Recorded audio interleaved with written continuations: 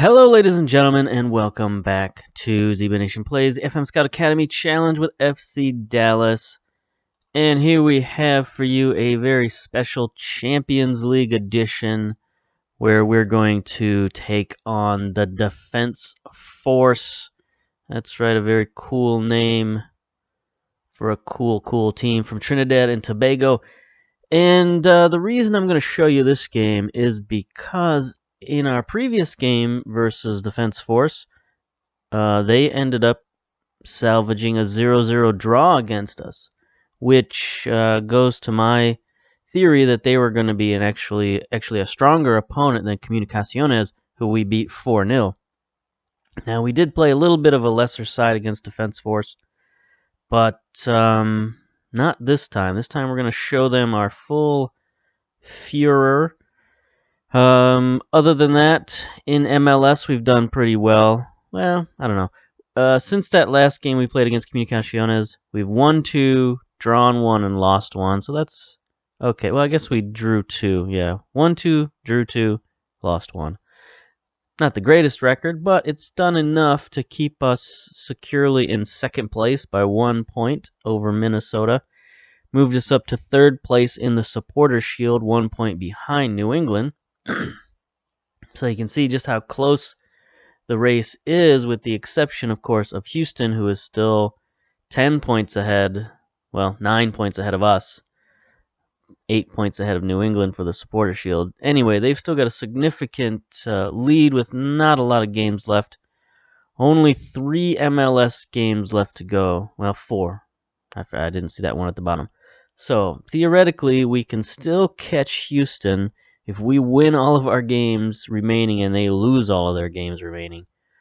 But I think if they win one more game in the next 4, they could probably secure the Supporters' Shield for this season. That's how big a lead they've got.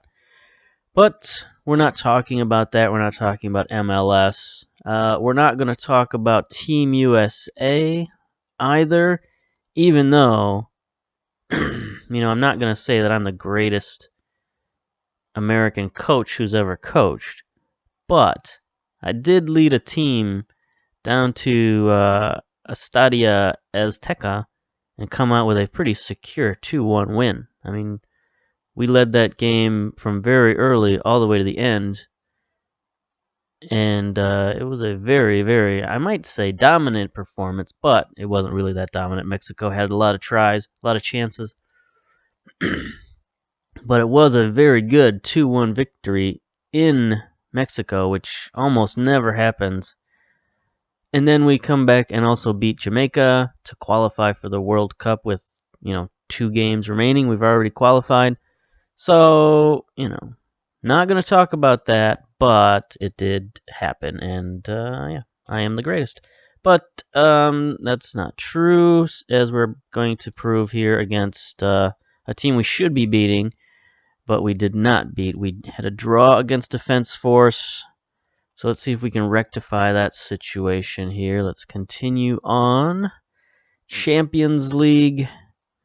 I've never made it past Champions League. I've never won the Champions League to get it to the World Championships. I guess they call it the Club Championships. I've heard rumors that such a thing exists. I don't know for sure that such a thing exists because I've never made it there with any save. Now, we have a little bit of problems. Had a couple of injuries, a couple of suspensions. Our reserve fullback, Sal Bailey, is injured, so I think we're going to have to bring on one of our other backs here. I guess we'll bring on our right back, Mendez. And then if anything happens, we'll swap out Cole, move him around. He can play either left or right, or we can play Acosta. He can play left or right. Anything else we want to do? Now, we do have a MLS game coming up here in a couple of days, but I really need to secure this Champions League win, because one of the reasons I'm showing this to you is because if you look at the competitions, it's actually an important game here. Because of that draw we had against Defense Force, That now puts Comunicaciones in striking distance of us. We both have 4 points.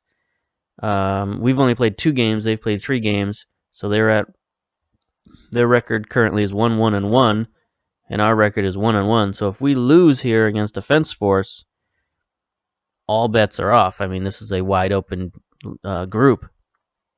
So this is a very important, very pivotal match. We need to beat Defense Force, and we need to do it, well, convincingly, but we don't really need to do it convincingly because we have the goal differential on all the other teams right now. So we just need a win. And I guess we'll let the MLS. I mean, I don't want to play a weaker side for MLS, but this game is too important. We need to win Champions League, and with this group, this is the best chance we have of getting to the next level. In real world, FC Dallas recently lost in the Champions League. I believe they got to the semifinals. I'm going to send my assistant coach for that. And it started people talking about sort of some of the inequities of playing against Mexican teams, because they lost against a Mexican team, first division Mexican team. And people are talking about, I'm going to apply the advice here, going to close down on their strikers. People are talking about the MLS salary cap and how it's fine for interleague play, but it hampers us in intra-league play. So specifically in the Champions League against these Mexican teams, some of whom have pretty large budgets, and they can bring in some pretty high profile, high quality players. We're starting off today in our Reds, the Defense Force in the sort of day-glow yellows. It's a very interesting look, almost like the Jamaican national team a little bit. Anyway, the salary cap is kind of a hindrance when we play against those Mexican teams, because not all of them certainly, but some of them have huge budgets that they can. There's Zamora with a shot. That they can, bring in much better players than an MLS side. So that's something that we've got to think about, and I actually thought about it for this team. We can't do it for this save, because we're an academy team. But a team like this, a team like FC Dallas, who's academy built, and we have, several designated player slots available. What I was thinking we could do. Oh, there's a shot from Zamora. Zamora's getting a lot of shots. His stats have increased this year. He's doing much better than last season in terms of individual stats. We should encourage our players to try more direct passing. Not yet. We're getting a lot of highlights, so I'm not going to change it up. Ooh, there's a bad pass. Escobedo gathers it in, though. Centers it for Thompson. He's going to take another long shot. What I've thought about a team like this, built from the ground up, very budget conscious. Okay, a team like this, if we can win the first round, because win the first group stage, because that takes place during the regular season of the MLS. Get into those later rounds that will then occur next year. Here's Escobedo with a shot. There's the goal from the fullback, Escobedo. He's becoming our number one player. He's certainly being paid as our number one player. Got that designated player contract now. It's a young designated player, so it doesn't count the same as a regular designated player slot, but it does set him up for future riches, and he's looking to deserve those riches with the goals like that. Here we are, free kick from Thompson. He's definitely become our free kick taker. There's no question who the man is when it comes to taking free kicks. So getting back to my Champions League theory is, at the beginning of next season, I could bring in a couple of, high-profile, high-paid designated players in the off season and play. Oh, that was a good cross. Alcantara couldn't get there. and get them up to speed during the preseason, because that's when the next round of the Champions League starts. It starts basically right at the tail end of the preseason and just at the beginning of the MLS season.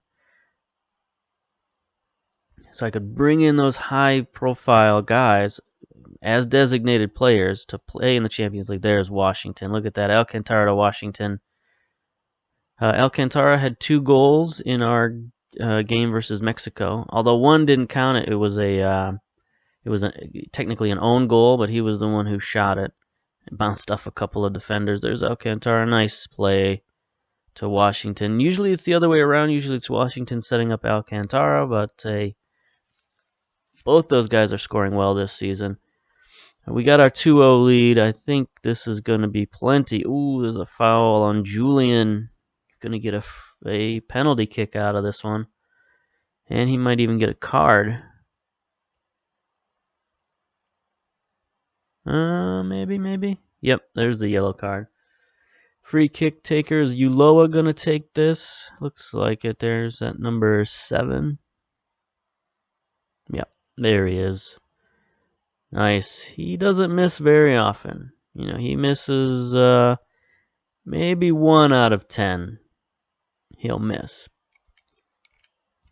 That's one of the reasons I keep him around. I mean, he's getting a little old. He's probably our oldest player. 29 years old, I believe. But he's just, he's still kind of that backbone of our team. Our team just plays better with him in there. Now I got the 3-0 lead, not even halftime.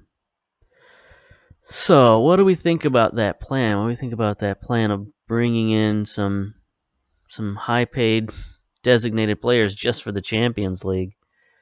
We certainly have the cash to do it. We got, $30 million in the bank. We got a $27 million budget. We got a $7 million transfer budget. It's something to think about. I mean, maybe I'll try it as an experiment.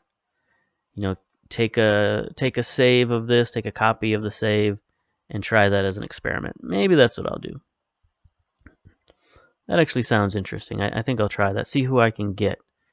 Who would be a good designated player in the year, 2022? So I guess it would be next year, 2023. Who would be a good designated player to grab from Europe or Brazil or someplace like that? I don't know. Have to be somebody we could get. Well, I mean, really the bank's open. Like, we could get a $10 million player. That wouldn't be unfeasible. Get a player with a $10 million salary, or even cost us $5 million to get him. We could get a pretty good player with those kind of numbers, that kind of money. What position would we need though? Midfield, I think, would be the clear need. Very happy how things are going. Let's keep it up. I don't think we necessarily need striker. We could go for advanced playmaker maybe. I think it would definitely be central midfield. We could pick up 2 world-class midfielders. That would change our team dramatically. I mean, our midfielders are fine, but they're definitely the weaker part of our team. Maybe a central defender, world-class central defender maybe. I mean, we've got 2 pretty good central defenders. I just don't think we'd need striker necessarily, even though I think that's where most people look in the MLS when they look to designated players. They're looking for goal scorers, people who can impact the game on that level. As I mentioned before, MLS has a deficit of players with ball skills, so they'd be looking for players with ball skills, and those are usually strikers like Alcantara. Picked up an injury. Okay, the old dead leg, we're going to get him out of there. Bring in Bracamontes. Anybody else we want to get out of there? I probably want to get either Zimmerman or Johnson out of there, or both. I can't get both out. Johnson's looking complacent. although he's got better fitness at the moment. So who do we take out?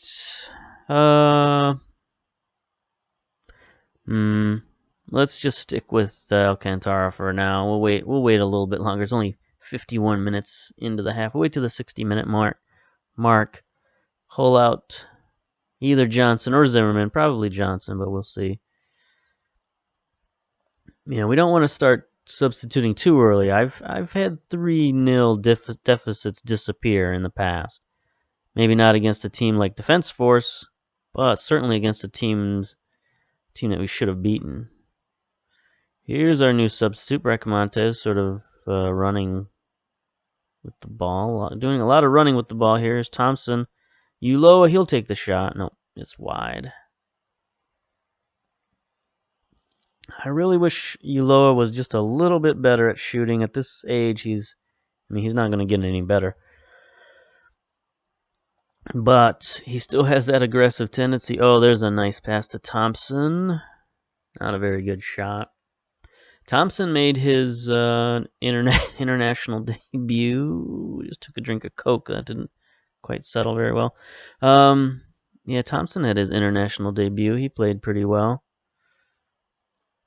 That's one good thing about being the U.S. national head coach is now I can kind of choose.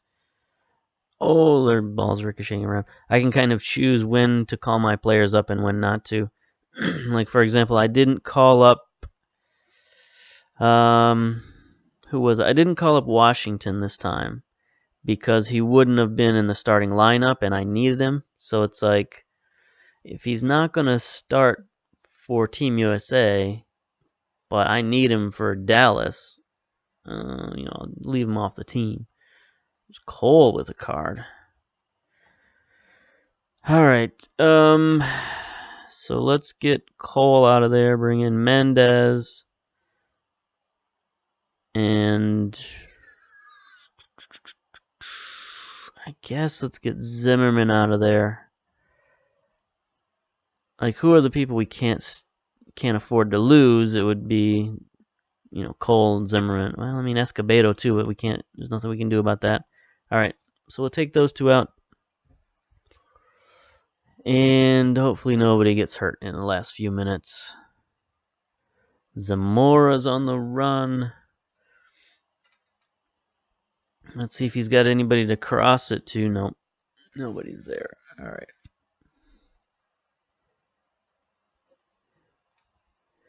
Acosta, Thompson, this is a very long highlight. This is like one of those build-up kind of highlights. There's Cole centering. There's Bracamontes with his third goal of the season. Excellent. He's played in a few of these Champions League games, so I hope he's happy with that. He hasn't gotten much playing time this season. Really, this team has struggled without Washington and without Alcantara. Whenever those two don't play, our team struggles. So I think we're a little too reliant on those guys at the moment. But what are you going to do? I mean, this team, it doesn't feel as robust as last season. It's like if our starters aren't in there, we just, I don't know. Just don't play very well at all.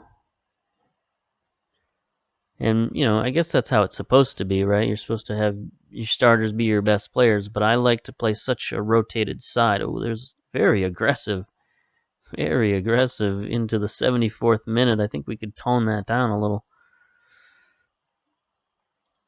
Let's go to counterattack. Close down less. I mean, it's nice to control the match like this. Ugh, Ulloa, he hits him with the sort of off-speed pitch there. Get that, the old knuckleball, scores one. That was not a great effort on Defense Force's goaltender here. Ulloa, he's got a seam between two defenders, just sort of places it in the near corner on the ground. Just kind of a Not a thunderous shot, that's for sure. But there we go, 5-0. This game should win us the group. I mean, it's not for certain because we still have 2 games left. No, we have 1 game left. Yeah, we only have 1 game left. So this game should cement us the group. It gives us 7 points. Now, technically, Comunicaciones could beat us in the next game, but they'd have to beat us by like 8 or 9 goals, and that's probably not going to happen. So I think we can safely say we're going to move on to the next round of the Champions League. Now the question is, how do we prepare for that? I don't know that we can, other than, setting up our schedule, our off-season schedule, so that we're as match fit as we can be when Champions League rolls around. So we got to take a look at that on the schedule for next season, see where those games fall, make sure we have a preseason schedule set up around the Champions League. It's going to be very important. Gonzalez slides out of bounds. Interesting play. Now we are currently under a restricted roster for the MLS. It's that time of season where we can't bring up any more players. We can't make any changes to the roster.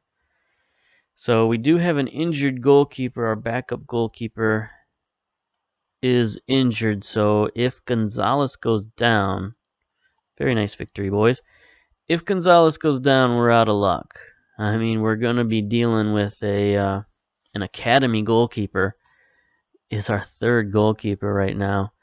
So you can see, we got some injuries, we got some substitutions there. We got Aaron Roberts right now as our backup goalkeeper. 18 years old, not real good, not real experienced at all.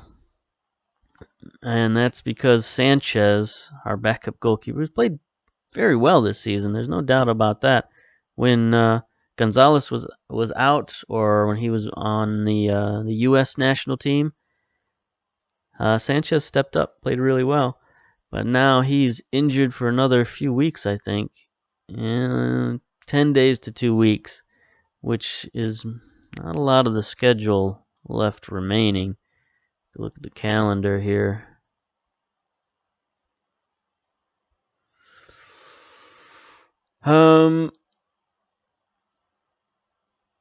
Yeah, so not a lot of the calendar left. And gonna have to be careful there. That's another guy I'm gonna have to not call up from the national team, because he's basically the 3rd goalkeeper on the national team right now. So if we get to a point where we need him for Dallas, I'm gonna have to just not call him up, and that's a benefit to me to be able to make that decision. Anyway, let's take a look at the competitions here. That gives us 2 wins and a draw in the Champions League for 7 points. 1 game left to go against Comunicaciones. So we should advance easily to the next round. Maybe I'll show that game, maybe I won't. But in the meantime, we'll see you then. Bye.